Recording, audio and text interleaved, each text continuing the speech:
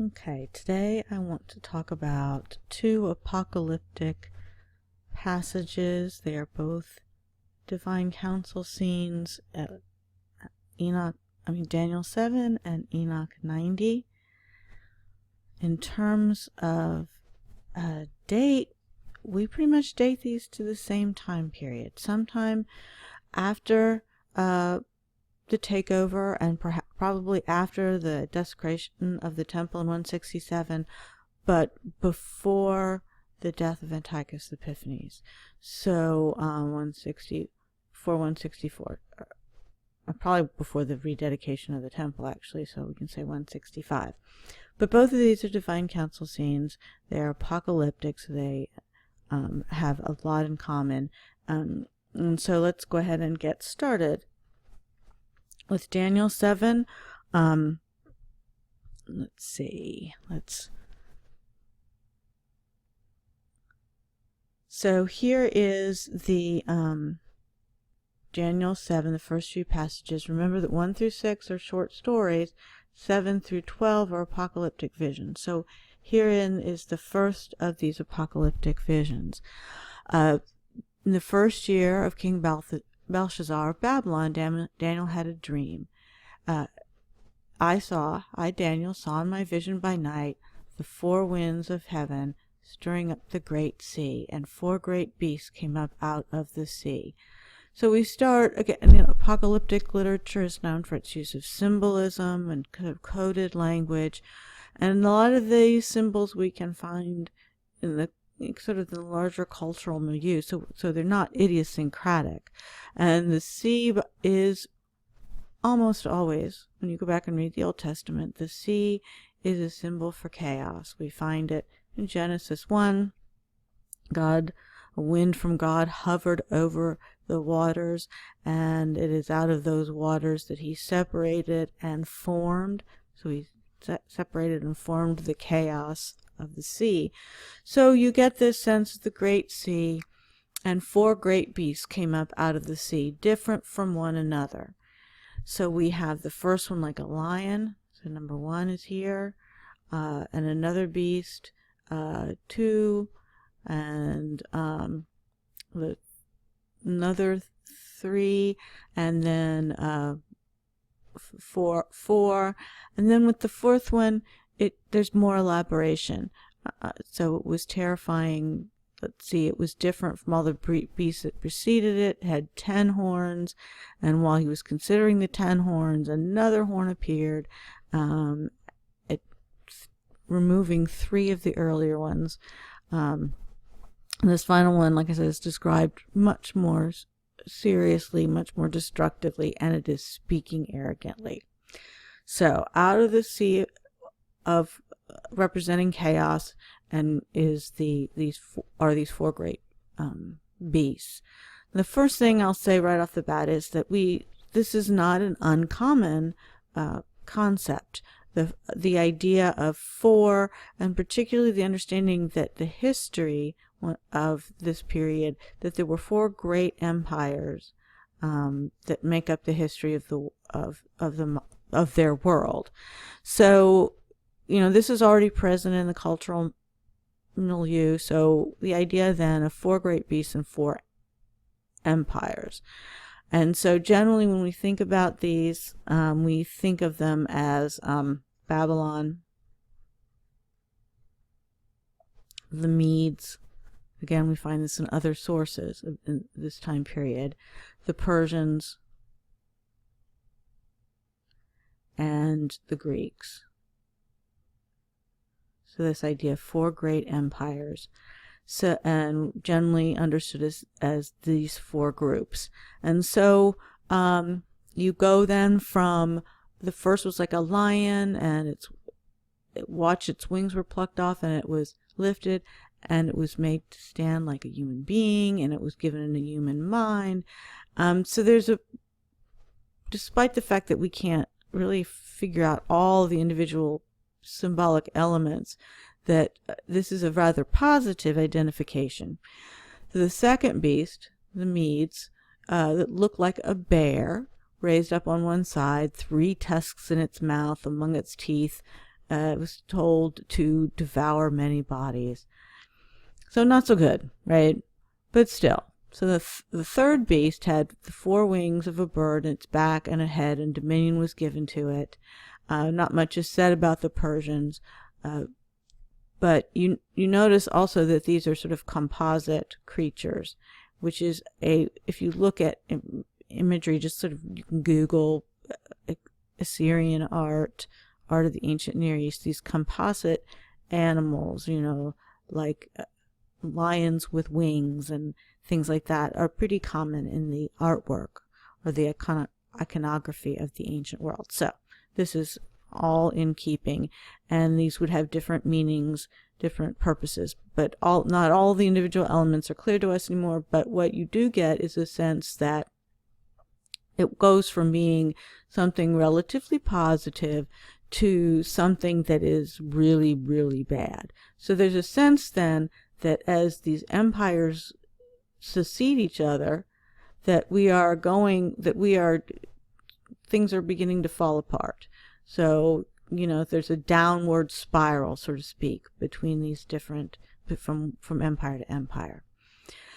Then we get to the Greek, and you get this reference then to 10 horns. We're not exactly sure, but you've probably got the Seleucid dynasty, perhaps, or the struggles, references to the struggles of after Alexander dies and his generals fight over, and the various successors who controlled Palestine. But I did spend a lot of time talking about how we went from Seleucus to Antiochus IV, and if you think about it, Seleucus was murdered. His son was being held ransom in Rome. Seleucus' grandson is an infant, and Antiochus kills him. And so you can see that, depending on how you count, there are 3 horns that are supplanted, if not specifically, only the last specifically by Antiochus. But this is the way that apocalyptic works. And also the idea of ex eventu prophecy. When you begin to read a lot of these historical resumes, the idea of ex eventu, this is what I was talking about earlier, that we go from that what looks to be like Daniel in Babylon speaking the future, so he's, in a sense, he's foretelling the future, is really in actuality an author who lives under the reign of Antiochus IV, who is projecting backwards his own history. So again, this is also part of the pseudepigraphical nature of this. For Daniel, this is his future, but for the pseudepigraphical author, it's his past. This is another, so again, the idea of ex eventu prophecy, but this is also another great way that we date this literature, because it's very, very accurate. 1, 2, 3. And then at some point in these historical resumes, it will lose its specificity and or become just downright inaccurate. And that is the point in time when you can say, yes, here is the date of this particular writing. So in some ways, these historical resumes, because of ex eventu prophecy, are very easy to date. So again, if you have any questions about this, but I want to go back to another element. I've kind of given you the interpretation as we see it in the academic world, but I also wanted to show you one of the other reasons why we feel so secure in this particular interpretation. And if you remember the original core of Daniel, chapters 2 through 7, one of the reasons why we see this as forming unit is because you've got, in chapter 2, you've got the statue with 4 parts. And in chapter 7, you've got 4 beasts. And so there is a sense that, if it's there, it's got to mean something. That this is meant as the original core to interpret this. So we go back and a lot of what I've been saying. Again, we get the identification of the 4 empires from other sources, but it's, the king of Daniel, who recognizes Daniel's worth, is the head of the statue, head of gold. In another kingdom, bronze. Okay, you don't have to know much about the world to know that's inferior. So rise of kingdom, yet a third kingdom. Fourth kingdom will be strong as iron, but it's now a much lesser value. And again, it just as iron crushes, smashes everything. But then, and at some point we start to talk about not just Alexander, but Alexander's successors, and their intermarriage, and all sorts of the different fights over who gets to rule. The fourth empire goes and it becomes mixed. So it's mixed of clay and iron. So again, we're talking now probably about Antiochus IV, and because it is mixed, it is ultimately weak. And so it shall crush, then in the days the God of heaven will set up a kingdom that shall never be destroyed, nor shall the kingdom be left to another people. So who are we talking to? Daniel's talking to the king, but the writer is talking to the Jewish people. Just as you saw that a stone was cut from the mountain, not by hands, that it crushed the iron, the bronze, the clay, the silver, and the gold, and it has informed the king what shall be, and its interpretation is trustworthy. So these 4 beasts, again, with decreasing value, increasing violence, and the affirmation that God is going to come, and this part, that God is going to come and make it right. So these 4 beasts. We then move to the divine council scene proper. So again, this is a divine council scene. The idea of God on his throne, surrounded by the angelic beings. This one is actually, though, kind of different, and it parallels Enoch here. It says, I watched thrones were placed, and an ancient one took his throne. When we get to Enoch 90, it will help a lot with this, but it makes the most sense to see that this divine council scene, which is a scene of judgment, takes place on earth. So the judgment on earth. And there's this kind of interesting thought. God does not allow the little horn into the heavens, heaven forbid. God comes and judges the evil figures on earth. But let's go back to the description. So here we get this idea of God as this white as snow, hair like pure wool. This is both purity and age, which, of course, in many cultures, and this one represents great wisdom. So God as being an old, wise man.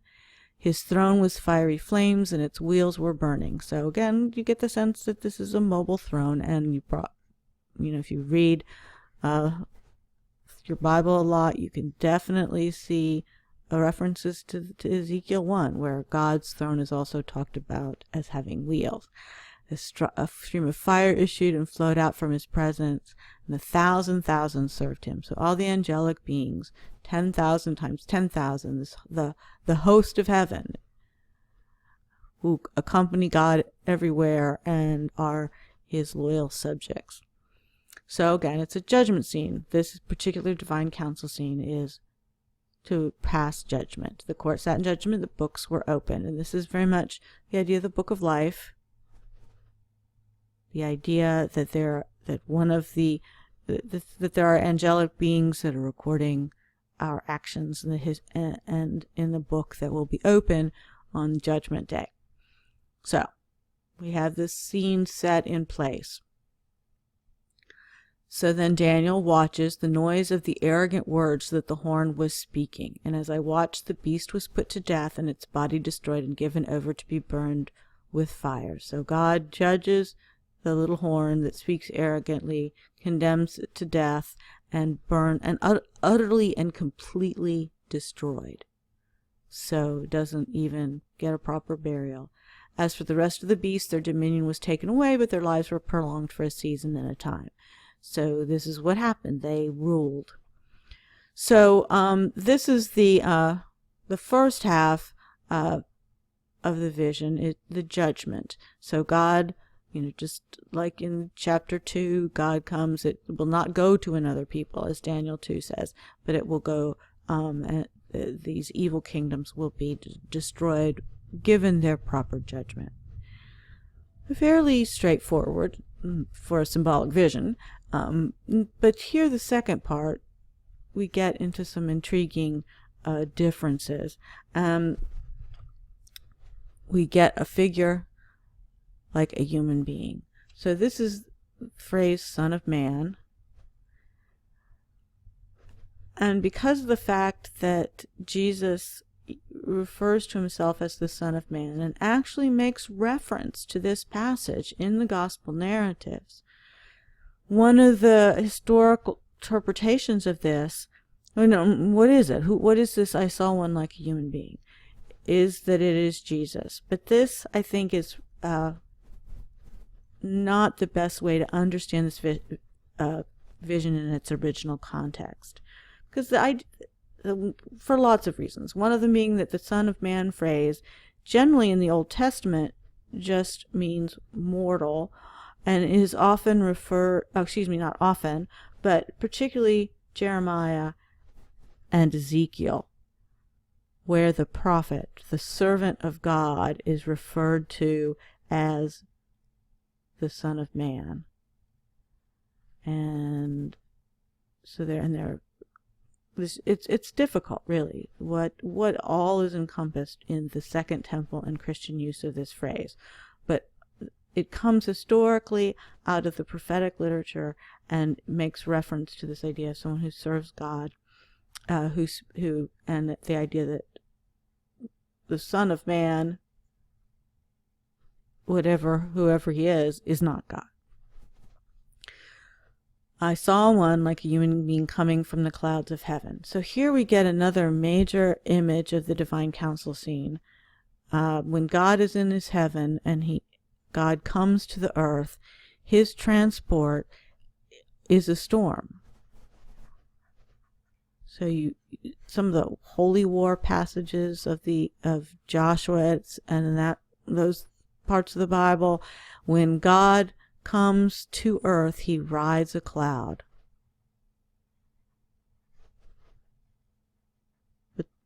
And then there are a few from the Second Temple period references to the idea of being transported from heaven to earth or earth to heaven as occurring on clouds. So the cloud chariot of God is God's vehicle. So if indeed then the thrones are being set up on earth, because the evil beings are not allowed into the heavens, then from the heavens comes a second figure. So the Son of Man. And it says, so I saw one like a human being, or Son of Man, coming with the clouds of heaven, and he came to the Ancient One and was presented before him. To him, the Son of Man, was given dominion. Okay, so dominion, control, glory, kingship, so that the entire world will bow down and be controlled, and it shall be his forever, and it shall never be destroyed. So again, with the idea of God being in control of history, that you've got a heavenly world paralleling the earthly world, and that what goes on in heaven affects what goes on earth, and what goes on earth is known in heaven. This this historical resumes always end in God's intervention.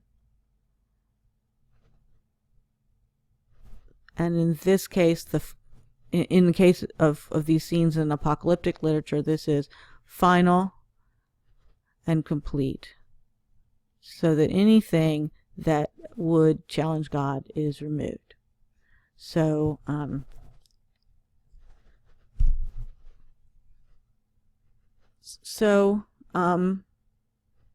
again, with this understanding, what is being communicated to us here. So God is in control even when it doesn't look like it. That is one of the major messages of apocalyptic literature, is God is in control even if there's this arrogant little thing that has the nerve to stand up and speak arrogantly in front of God. But the message here is God isn't, that horn never really had any power, that God was always in control. And so what you see here then is a transference of power.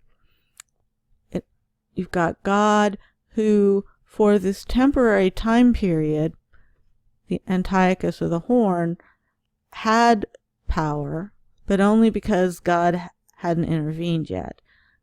God then takes the power and gives it to the Son of Man figure. And so the conflict was never between this little runt of a human being and God. It was between, God was always in control until in God's time, the horn is judged and the power is given to the Son of Man. So, when we think about who is this Son of Man, who comes from the heavens and is given power, we get some of the answer to this from the interpretation that actually follows, because this isn't the end of the chapter. But I'm going to say right here that the best identification for this figure is Michael. And I mean Michael, one of the archangels, who was considered the patron of the Jewish people. So he was the angel of Israel.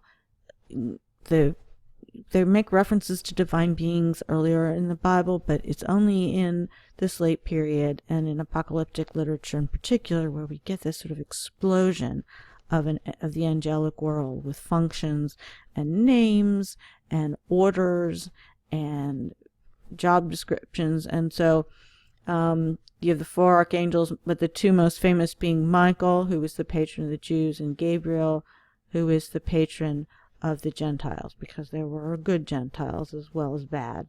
So Gabriel sort of runs the rest of the world. So basically, God takes it away from this earthly power and gives it to the Son of Man, who is most likely the representative of the people and of the angels, otherwise known as Michael in the apocalyptic world. So this is dominion is everlasting, but I did say that a lot of this comes from the interpretation that actually follows, because this is a typical apocalyptic narrative. And so even though the figure Daniel is receiving the vision, he doesn't understand it. So so he turns to the attendant, and this is again typical of apocalyptic literature, for the interpretation. And we've got multiple interpretations, actually. There's a bit of a sort of a composite nature to this particular passage, but it really does take us through very nicely. So Michael. So if Michael, we're going to identify the Son of Man as Michael, an angelic figure, goes on. He said that he would disclose to me the interpretation, the attendant, of these four great beasts, 4 kings shall rise out of the earth. So if Daniel 2 wasn't enough for us, the idea of 4 great empires that was so much a part of the culture at that time, here again we are told 4 kings shall rise out of the earth. But the holy ones of the Most High shall receive the kingdom and possess the kingdom forever. So we get the Son of Man, who is now referred to in this vision as the holy ones. Who receives the power of the Son of Man? The holy ones. And now we're on much more solid ground, because the holy ones is a term referring to angels. So the holy ones, plural. So Michael representing the angelic forces who work for God. So then it goes on, the fourth beast, which was different from the rest, concerning the 10 horns, which 3 fell out, again going back to their interpretation of how Antiochus received the throne to begin with, till the Ancient of Days comes. Then for the fourth beast, there will be a fourth kingdom that shall devour, etc. And then he shall speak words against the Most High, shall wear out the holy ones. So this, again, this parallel sense of the heavenly, that what this little horn is doing, with Antiochus is doing, is part of a larger warfare within the angelic sphere as well. Then the court comes in judgment, and it says, the kingship and dominion and the greatness of the kingdoms under the whole heaven shall be given to the people of the holy ones of the Most High. So we get the third level. We've got the Son of Man. From number 1, we've got a second interpretation that makes it the holy ones. And then now we have people of the holy ones. And of course, that would be God's people. The symbolic, or not the symbolic, but the sort of no longer a nation, but the group, the people of God, known as Israel. So we have a symbolic vision that we ultimately understand as the transference of power from these foreign kingdoms back to where it belongs, on earth anyway, to the people of God. And so here ends the account from Daniel. My thoughts greatly terrified me, and my face turned pale, but I kept the matter in mind. So this is all about this idea of God completely in control of history, ultimately and forever, but that even in the worst of times, or should I say when things aren't so great, God is still in control. And then when it gets too awful, God will intervene. So that's Daniel 7. And Enoch 90, or Enoch 83 through 90, the Book of Dreams,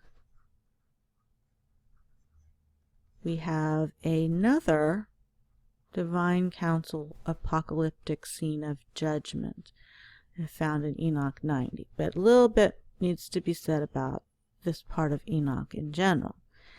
The Book of Dreams, it contains 2 dreams or visions that that Enoch relates to his son. The first one is very short, and it's a scene of destruction where the major metaphor is that of the flood. So destruction through a great flood. The vision ends with a prayer for the salvation or deliverance of God's people. So he sees a vision, Enoch sees a vision, the destruction of the world. He prays for the deliverance. And so you can sort of see the second vision, which is known as the animal apocalypse, as a response to this prayer for deliverance. Historical resume tells the history of the world from Adam to Antiochus IV. Again, he's the big bad dude in all of this. So Antiochus IV. So Enoch sees a vision as a prayer, and then is given a second vision where he is shown that the people of God are indeed delivered, and it is in the form of an historical resume, and from Adam to Antiochus. It's a pretty, so the animal apocalypse is an allegory where animals are people. So in the, and it's a pretty simple, in many ways, very even flat-footed sort of allegory, where x equals y equals x. Let me do it that way instead. Y equals x, x equals y, and you can, for the most part, sort of just go through and figure out what each one of these figures stand for. So sort of let me give you the cast of characters here then. The humans, at least at the beginning, are all cattle. At the time of the birth of Esau and Jacob, just if you think about Jacob being the father of Israel, Esau being also the father of a great many people, but not the Jewish people. Esau is born a wild boar. Jacob is born a white sheep. So from Esau, the wild boar, then come all the other Gentile nations.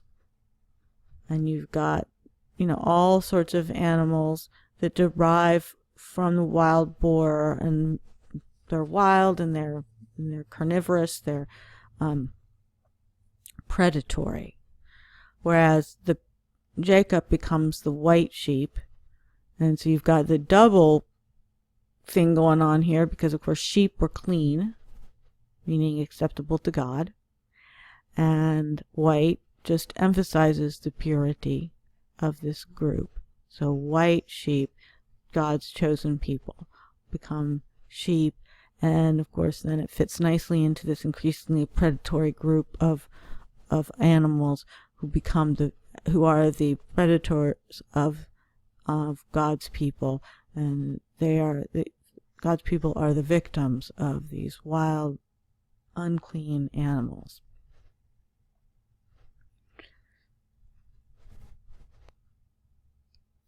But of course, it's apocalyptic literature, so we don't just have human beings. The heavenly world is also represented. So we have then reference to shepherds. Okay, that makes sense then. If you've got sheep, you've got shepherds. These are the angels, particularly the angels who have been given control and watch care over the people of Israel. And so again, there's a calendar element to this, and you've got the shepherds divided into different periods, and each in turn are do better or worse, but you do then get some sense of a theodicy here, or again the problem of evil. At least in some ways, the problem of suffering and evil comes from the quality of the leadership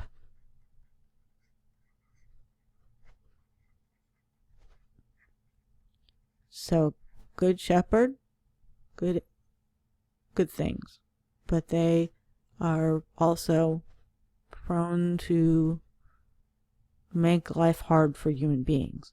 And there's another group finally known as the star. They're called the stars. And whereas these are the angels that, are designated by God, but sometimes mess up, the stars are a reference to the Asael, or the original fallen angel. So these are the ones who actively rejected God. So the stars are the ones who fell from heaven, rejected God. So there you have your cast of characters. Humans are described as various kinds of animals.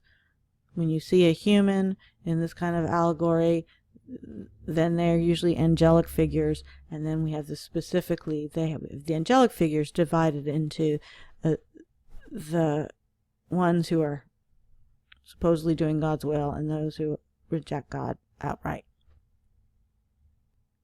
Okay, so let's look at the end of this. For the most part, when you go through, it's very easy, if you know what you're looking for, to just say, this figure is Adam, this figure is Moses, this figure, and so it is sort of a flat-footed allegory. It doesn't take a lot of, imagination. But there are also elements within this allegory that are much deeper and more potent symbols of, and have deeper meaning.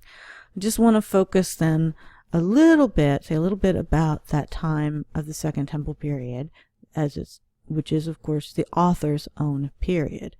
So 89-72 we get the return from the exile. So all this reference to the shepherds, and then they began to build as before, and they reared up that tower, and it was named the High Tower. So if we started from the beginning, we'd realize that this reference to the tower is a reference to the temple, which was indeed rebuilt after the return from the exile. Now there's a little bit of a problem here with understanding this phrase. This tower was named the High Tower, which sounds pretty neutral, but it really is better translated as called. It was called the High Tower, and the sense of it is sort of not just, we called it the High Tower, but called in the sense of that so-called tower. Well, you say it's the tower, you say it's the temple, but in that phrase we should see doubt, or perhaps outright rejection. I mean, that so-called tower. And they began again to place a table before the tower, so you get the mention of sacrifice, but all the bread on it was polluted and not pure. So whoever the author of this is, whatever group he represents, he rejects the worship in the temple in Jerusalem. So whatever, this is reference to that time again of Antiochus IV, things are bad. So they trampled, and it's touching all the eyes of these sheep. Okay, so let me clear this. I don't think so. So it says they were blinded. We get then the eyes of those sheep were blinded so that they saw not. So they build this temple, they offer on it what is impure, and they can do that because they have been blinded. And we get one of the really significant references or keys into this text. Open eyes, sheep with open eyes, and sheep with blind eyes. So whoever is in here has open eyes. Those are the ones that the author says understand. The eyes that are blinded are the groups of Jews that he rejects. And the shepherds likewise. So the shepherds themselves are no longer leading the people in the right direction. Even heaven is starting to mess up.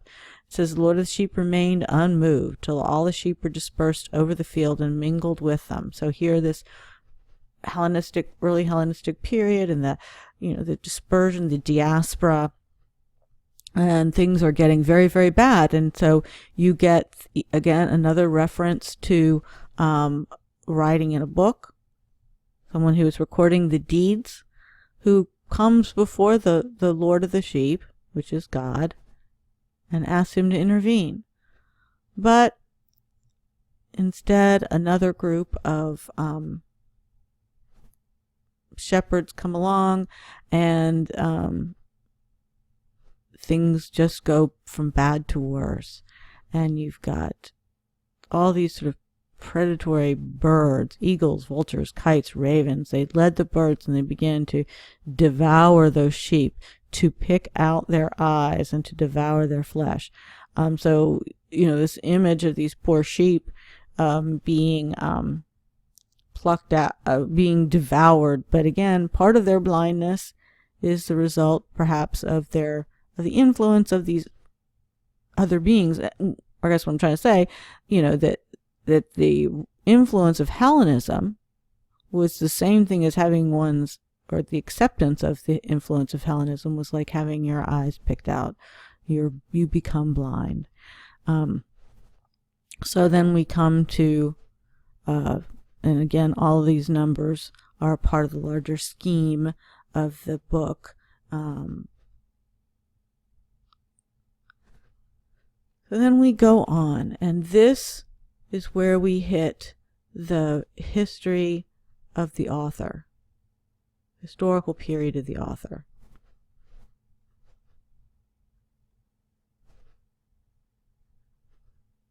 It's where we begin to get the most detail, but it's also where it starts to go from current history to speculation.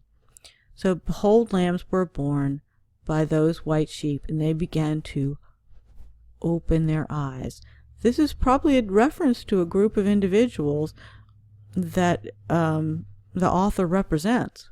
So, in the midst of all this Hellenization and the poor leadership on the part of the shepherds, some group individuals begin to open their eyes, and they cry out to the sheep.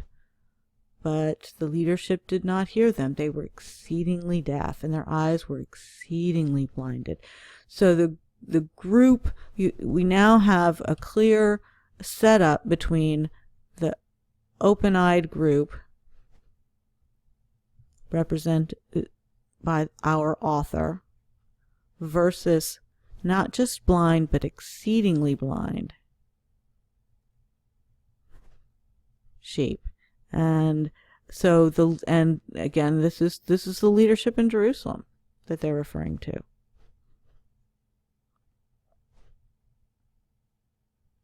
So a condemnation of the leadership. And I saw in the vision how the ravens flew upon these lambs and took one of those lambs and dashed the sheep. There is some perhaps reference. Some people think that might have been Onias, the last of the legitimate high priests. Kind of hard to tell. And then I saw till horns grew upon those lambs, and the ravens cast down their horns, and I saw till there sprouted a great horn of one of those sheep. And here we get smack dab in the end up in the period of the author, the Maccabees, and this one figure then is Judas, or Judah Maccabee, or Judas Maccabeus. Oops, not the Scottish spelling, Maccabee. So the Maccabean family, starting with Mattathias, horns growing on in this case, unlike the other in Daniel 7, the horns are the good things. These are lambs that begin to, who can see and begin to fight back against the oppression. And so their eyes were opened, and it cried out to the sheep, and it begins to fight back. There's a lot of mixed up space here, and this doesn't, not mix up space, excuse me. There's a lot of perhaps revision that's gone on in this passage, so what's there and what's not there. But Judah Maccabee stands up. He begins to fight against the oppressors, and till finally a sword was given to the sheep. So directly from heaven is given a weapon. I'm going to take a second here to just point out, in Daniel in general and in Daniel 7 particularly, did the people of God, did the Jews do anything? No. They are passive as they watch, or should I say, everything happens in before the throne of God without human intervention. And you do get a clear sense in Daniel, the book of Daniel overall, that pacifism in the face of oppression is the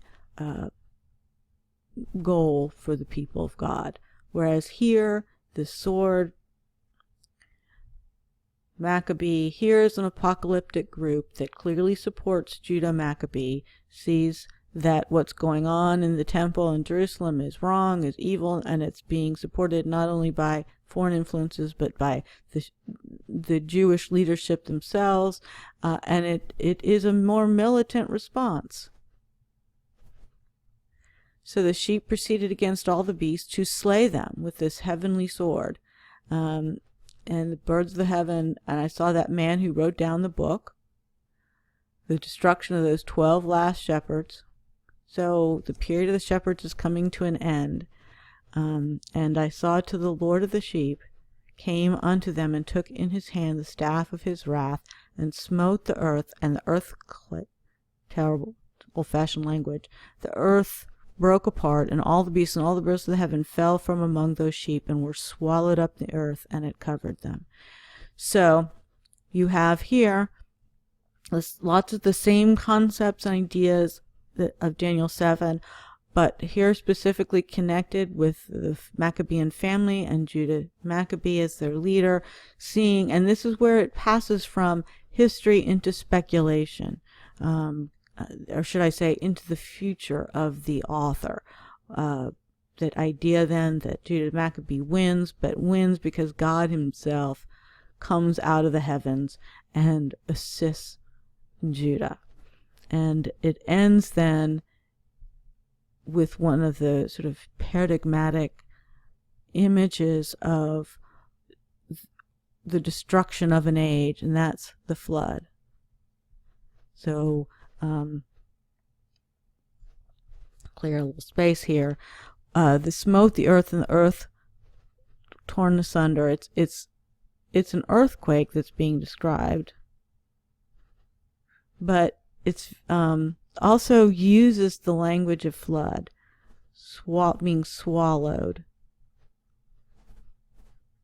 So you've got creation, go back to sort of the history overall, to the flood, because corruption and the flood destroys, and then second, the period that we are living in now. So period of evil intent, which is then also brought to an end by a flood or an earthquake where all the evil is swallowed back up into the earth. And so they were swallowed up and it covered them.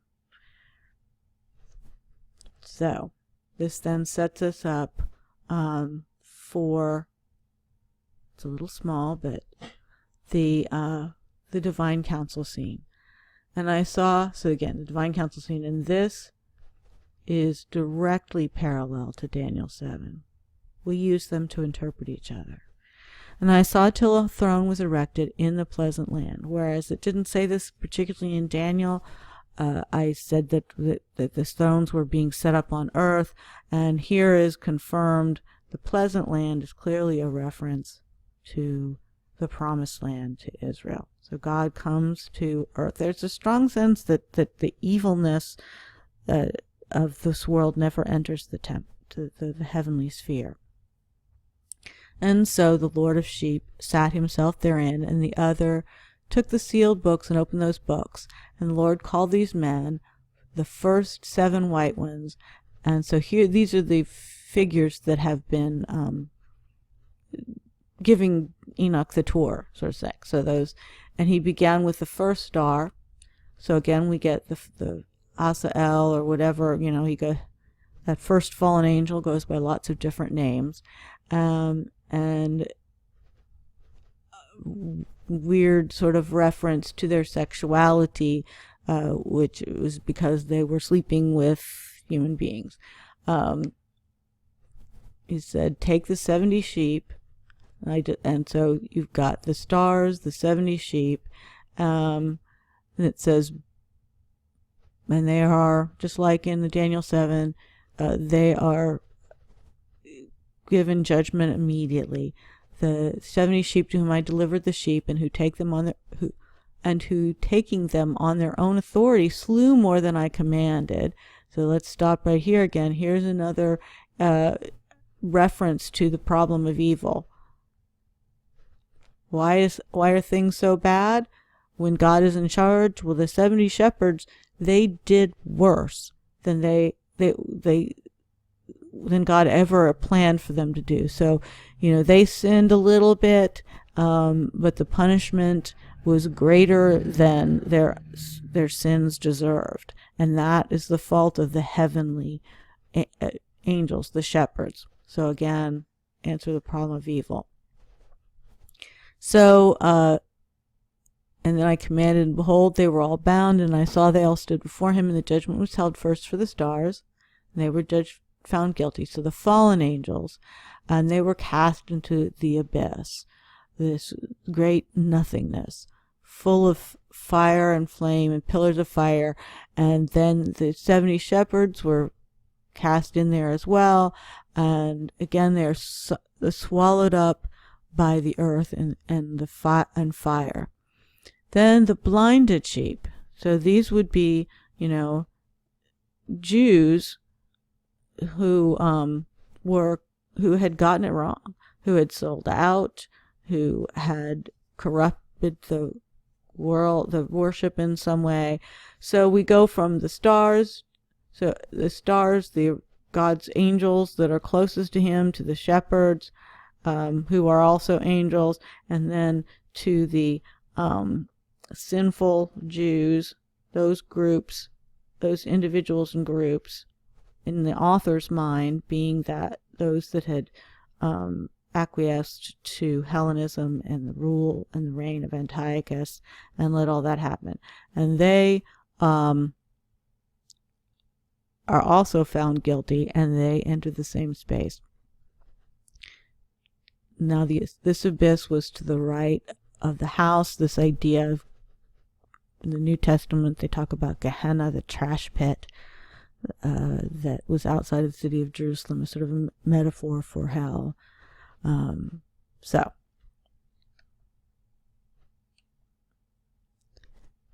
then we go, and Daniel 7 doesn't do this for us, but Enoch 90 does.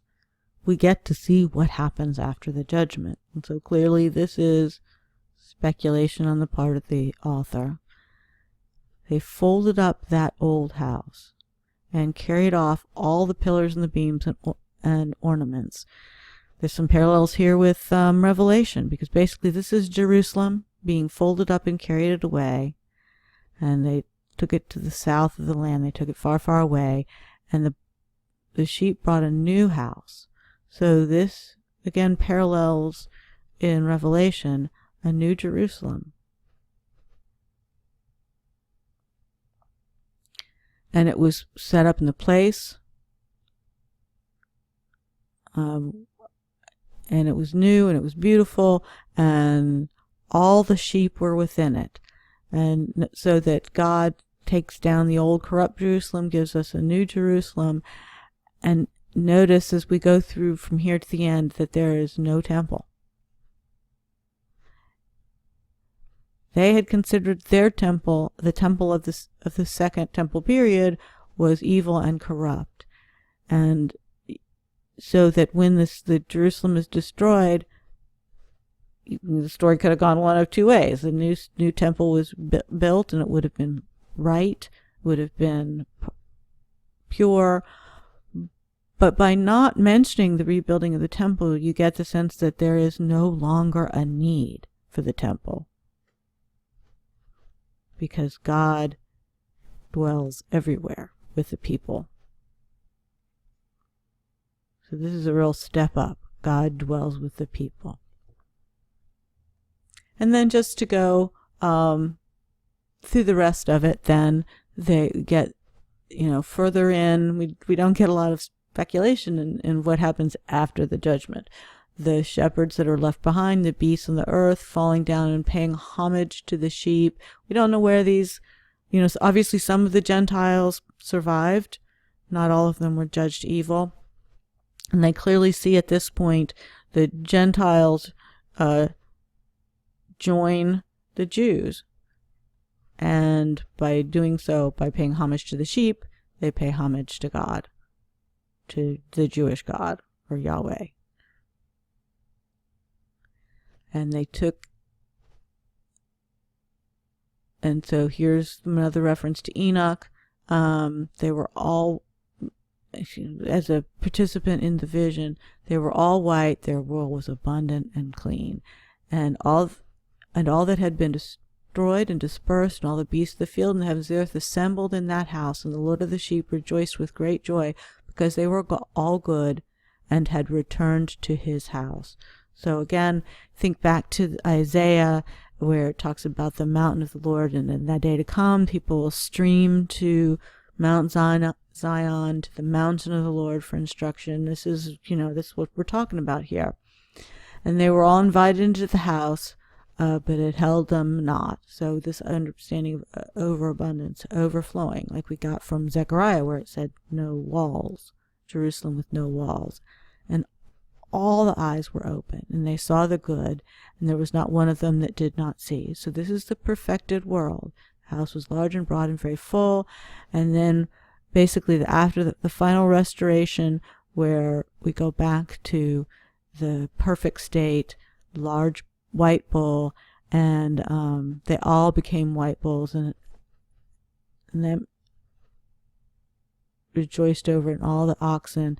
And so this, what exactly might be meant by all this, but a perfected future, where it's really what's going on is a new Jerusalem. God, in some ways, God was always thought to meet the people in the temple. This was sort of the historic understanding. Not that God dwelled in the temple, that would have been too pagan, but God meets his people in the temple.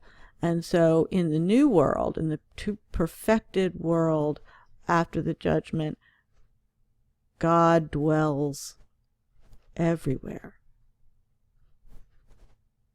Now, it's hard to say whether God is actually dwelling on earth rather than in heaven, but that, because there are variations on that theme too, but that God is met everywhere. God dwells everywhere, or is met, can be met in all places, because it is all now under God's control. And so this is the vision that I saw, and I woke and blessed the Lord of righteousness.